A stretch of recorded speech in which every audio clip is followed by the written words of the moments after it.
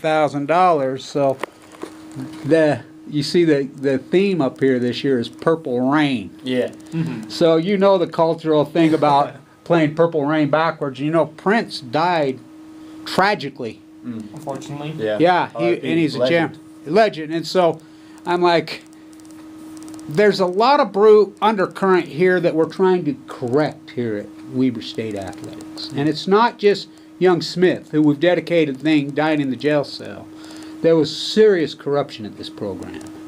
There was lots of problems with this program. We had a lot of bad people running these programs. A lot of bad, awful things were happening around here. And so I think it's good because Prince stood for a lot of good things. He stood up to the corporatist. Yeah. Prince's real last name's Nelson. And he, that's why, used the word Prince after he went out, Sony. And someone gave him fentanyl. I still say he probably had cancer and he was Jehovah's Witness, because I had leukemia the same time he did. But anyway, so that's the theme at Weber State football is Purple Rain. Yep. And so they play it during, and so I think it's irony culturally because, and I've talked to Jay over and over about this. This turnaround, he got offered 10 times what he makes here, and they make too much. You know how much Whittingham's making? Over $2 million. Really? Yeah, so all the #1 paid state employees in every state are, coaches. Yeah. Here's Michigan struggling their ass off economically, and Harbaugh's making what, 8, 9, 10 million a year. 10 million. Easy. However, how much Michigan is basically paying them for. Yeah. So, but Slacks. my point is, when I was a young person on this, and I was an athlete, and so it was different then. This has been an evolution in the last 20, 30 years. We need to come on back down. Now, me and Damon talked about this, Lillard, and, you become this billionaire commodity. It's got to be an abstract, weird feeling for him. Yeah. Walking around with security guards and bodyguards and just... Feeling the presence, feeling like you're above. Well, it's got to be weirder than hell. Yeah. Because how do you stay grassroots? How do you stay when those guys are with you 24/7 and you become this thing? Yeah. Just sell sports merchandise. You see 6 zeros in your account too. That must be. Yeah, 6, 7. 7. Yeah. Going on 8. 8. Yeah, I know. Lord, where does it end? And so, at the college level, I mean, professional athletes. Well, that's another thing to tackle. But here my line is, we're not the Chick-fil-A halftime. We're not the Good Hands halftime. So the NCAA don't like us. What we're doing is very controversial here. But they can't stop us because they tried to sue because no commercials, whatever, and we live stream them. Is that me or you? That's me. I'll call him back. So... The thing is this is a college class and you guys are students. Yep. Now, the oligarch here don't like us. They didn't at first, but the grounds guy likes me, and the godfather around here, this was my idea. This was my idea in Manuel's. I says, let's step back in here. Let's reboot this radio station because they sold our signal off. You should have seen it. It was over. Yeah. I said, let's reboot it up and let's take on let's do the play-by-play basketball, football, and stick it to the NCAA. Yeah. And we've just really getting rolling started. And so I ran it by Randy Ray, and I said, we've had it with the NCAA. We've had it the exploitation of the student-athlete. We want to bring back to the student. And so he's all for it. And so what we're doing, it's like I said, again, it's not about wins and losses.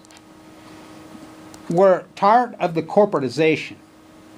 I mean, this corporatization, even at Weber State, is over the top. Yeah. It's ridiculous. And who's getting the money? The money's not going back to the school.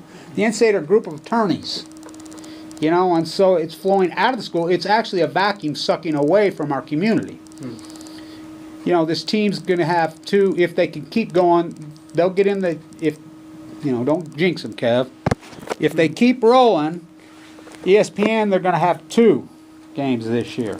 So. Oh, on ESPN? Yeah, because last year they had huge ratings on the Weber Maine game here.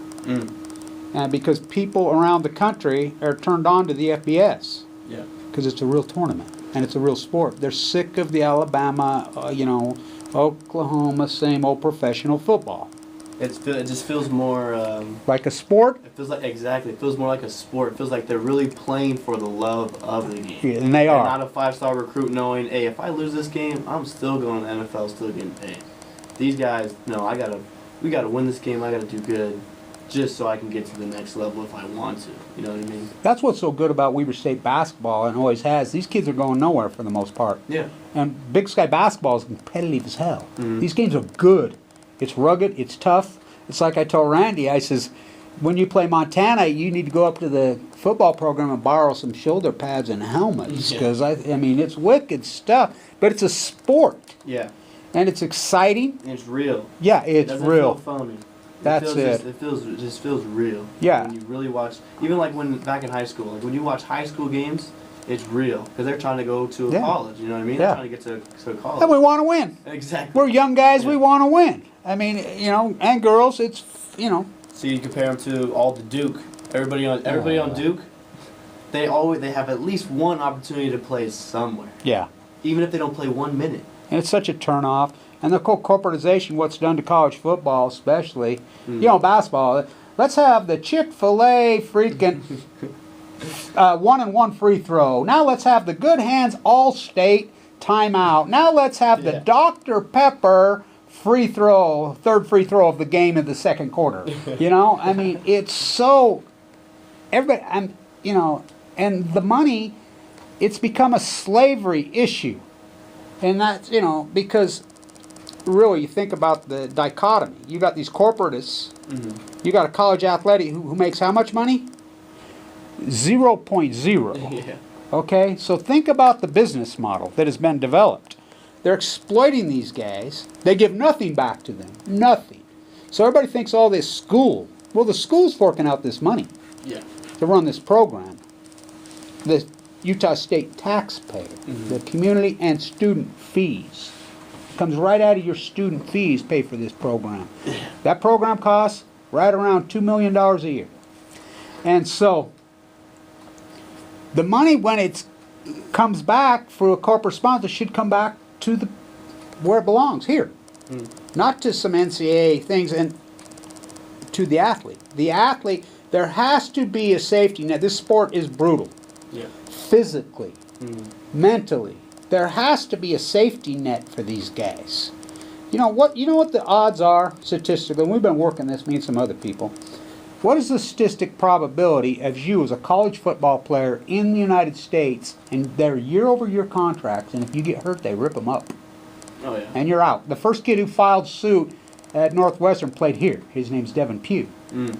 And so anyway, Northwestern gives, you know, they won in Illinois, so one school, but so the statistical probability of you making 4 years on a college football team, consecutively 4 years, Slim. Yeah. Very slim. Yeah, and so what happens when you get hurt? Bye, see ya. Yeah. That's not fair. Yeah, we'll get the next guy coming in. Yep, next guy up, and even Jay Yep. Yeah, and see, that's the line, Clouky and Graybill. I really don't get me going on Graybill up there, you know, and I know him, but a lot of these guys, next guy up. Yep. I hate that line at college football. You know, these are young, beautiful people. Yeah. With beautiful minds. They just don't have the mindset is like everybody's replaceable. And there's always the next guy that's senior year that we're gonna pick up. How disgusting is that? Yeah, that's not right. These aren't a cog in a wheel. Yeah. These are people. These are people, yeah. Humans. And so we need to take care of our people, right? You know, and so if, and you know, so that's what we're up to this year. It's not, you know, and by the way, our play-by-play is a hell of a lot better than Clouky and freaking Graybill. We scream, rant, and rave. You know, oh, I wanted to say another call out. So Dynamite comes in small packages. Did you see the Astros Yankees game? Oh yeah. Yep. Altuve. Oh, he's exactly my size too. Exactly. The bat's bigger than him. Dynamite comes in small packages, and that one arrived in package number 27. Man. Amazing, right? That's insane. You know, billionaire And baseball players. Yes, and the Yankees too. Yes. I'm an A's fan, so. Yeah, yeah. Well, when I was a kid, so I played at Walquist Junior High, and we wore green and gold. And that was in early 70s when the A's were on their roll. Yeah. They won it 3 years in a row with Sal Bando and Raleigh Fingers. How about Catfish Hunter, but Blue Mood Odom. He would do a seance on the batters. He would put voodoo on the batters, and Yeah. Joe Rudy, and they had the flamboyant owner. The country went wild over that freaking Oakland A's Yep. team. They won it. They won it 3 years in a row. Mhm. Sal Bando, and so that. Now we have a So crazy bean now. I'll tell you something. 1975. The average baseball was king in this country, much more than football and basketball. Baseball was king. Mm. The average. Okay, this is I'll ask you guys a quiz here. Mm. The average Major League Baseball player in the United States, which were the highest paid athletes in the country, more than basketball and football. How many times more than the average working class American do you think they made in 1975? 75.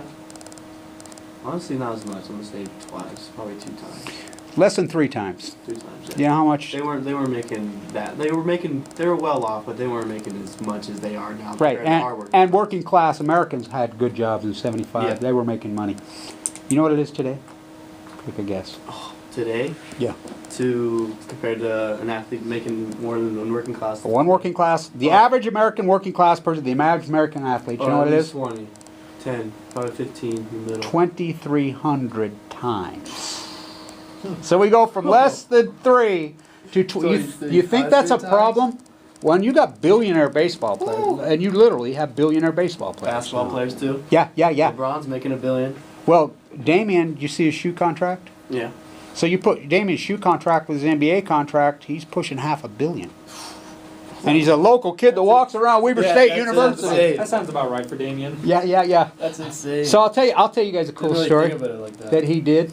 Yeah, and so that's something we have to culture Yeah. thing. He's a rich man. He worked for his money. Yeah. He's basically proven that by this upcoming season. Yeah, what a season. Yeah. So But he gives back too, like you said too. He's He always back does. here, gives back. Down to earth. LeBron James too. He made a whole school. You know what I mean? He made a whole school for his people in Akron. Same with Michael Jordan when he basically did the announcement about opening up a new hospital up in Charlotte, basically helping for those that cannot necessarily have healthcare insurance or anything like that. So that's really been another impactful thing. Players that like in professional leagues, when they give back to the communities, it's really thoughtful and also really nice to know. it's important. Yeah. And it's good because for one, they remember from their travels and their struggles to know Exactly. how they got to where they are. But for athletes that don't do that, those are just the spoiled and just the ignorant ones because for one, Yeah. they just admire for what they have now. They don't basically remember their past and basically just accept for what they got to. I'll tell you another stat. I'm a finance guy. So a person who comes into a windfall of money, whether it be professional athlete, lottery, blah, blah, blah, blah, blah, blah, blah, blah. You know what their lifespan is compared to the average American? Almost half. Wow. Yeah, so there's lots of imperfections with getting a big giant check. Mhm. Now Damien's a different guy. His mother's school teacher. He was very. I remember when he was a freshman around here. He's very down to earth and logical to a point. I think with his money. Now I know that the Trailblazers. There was a controversy up there this year on the ushers and the people that work are on salary. Mm. And the further they got into the playoffs, they weren't getting any more money. Right. So Damien paid them all. Yeah. He He wanted to paid, keep them. well, and it's just a good gesture, Yeah. like you said. It's just the right thing to do. Because then you can argue about like if you have all that money, you know what I mean? What else do you really need for yourself? Exactly. You know what I mean? What else do you need? How much money you gotta have? Exactly. So Get yourself in trouble. not like you're forced to give back, but you kind of just you need to take it like look himself in the mirror and go, I have this money, I have everything that I want to take care of my family. Why not help back. Give Yeah, back. exactly. You have all that money. There's nothing else. I you mean, can buy really. A yacht, you know. I just wish. You're gonna buy some islands. I You just buy wish some Floyd houses. Mayweather could do the exact same thing. Yeah, there you go. Yeah, see, yeah. He's the an opposite. example. He's like, hey, I'm all by myself. I got I get 45 watches. I got 60 cars in the thing. They're all You know how over much 10 mil. with all that stuff, you know how much money he can basically give to back to struggling families and Yeah. basically to children and to athletes that are struggling in And this country. Bezos too. That's a Yeah. big argument on Bezos. Oh, He he's can a stop, sicko. The only- world hunger. Get me going on Bezos. So Bezos' father, real father, Mm-hmm. Los Alamos nuclear physicist. Mm. So, but his father was charged with statutory rape. Mm. That's how he came to be, Jeff Bezos. Oh, So wow. the mother got pregnant, I think, at 13 or 14 years old, Know that. And his real last name, not Bezos. I still say he's Fermays, freaking kid. You see a picture of Enrico Fermi, you know, the nuclear madman who said when they dropped Trinity, he says, I bet $1 it killed everybody in Mexico. I still say he's his kid. But anyway, he, then Bezos, an oligarch, Texas guy, married Mama, but Bezos is disturbing. And so the whole thing with this billionaire culture, the corporate culture that we live in, is an evolution from 1980 to present. Before 1980 it didn't exist. This, you guys grew up in something that was created post 1980. Yeah. And it's gotten out of hand. It's sick. You know, you got young people, you got a homeless crisis in this country, you got an opiate epidemic in this country, we have a suicide, and your generation's paying the price. And for instance, I'm head of a group in California called the Baby Wolves of San Diego. So what it is people of your generation, you're born, raised, done everything right, or they can't live in their own town, PB. Yeah. They can't live there. Because, so we passed a law to get rid of Airbnbs, and we passed it in all of San Diego County. I worked on it, a lot of activists worked on it. We got sued and we lost so far, but it's still pending through the courts. But what we want in San Diego, if you're a young person, grows up in California, we want to subsidize 50% of your rent, at least. Yeah, because rent's no joke. Oh, yeah.